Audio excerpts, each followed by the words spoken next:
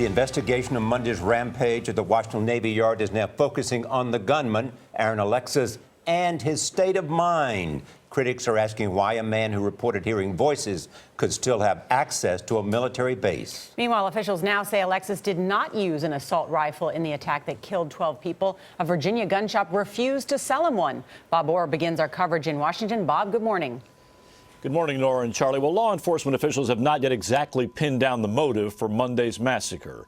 But gunman Alexis was clearly a troubled man with a history of angry outbursts. His relatives have told investigators Alexis struggled with mental health problems for the last 10 years, and he recently sought treatment from the Department of Veterans Affairs.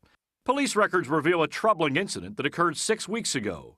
Alexis called Newport, Rhode Island police, claiming he was hearing voices. The defense contractor also complained that people were stalking him and using some kind of microwave machine to send vibrations into his body.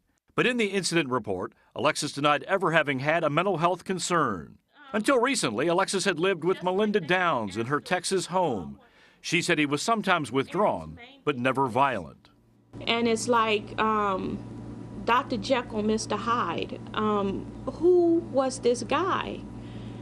The guy that I knew was so honorable. It breaks my heart.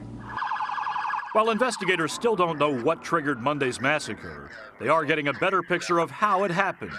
Sources say Alexis drove this rented Toyota Prius to the Navy Yard and used a valid pass to gain entry.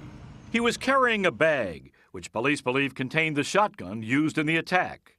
He walked directly to Building 197, assembled his weapon, and began shooting. Sources say Alexis went to a fourth-floor balcony and opened fire on the people in an open atrium below.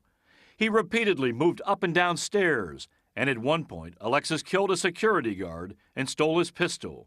With the extra weapon, he began moving through the hallways. There, some 30 minutes after the shooting had started, Alexis was confronted by police, shot, and killed. Law enforcement officials who are retracing Alexis's recent movements say he had been in the Washington area for the past 3 weeks. Most recently, he is known to have stayed at a Residence Inn in southwest Washington, D.C., starting on September 7th. Now, investigators also now know that Alexis bought the shotgun that he used Saturday at a gun range in Virginia. Sources tell us while he was there, Alexis also practiced with an assault rifle and in fact tried to buy that, but a clerk there refused to sell him that weapon. Nora, Charlie.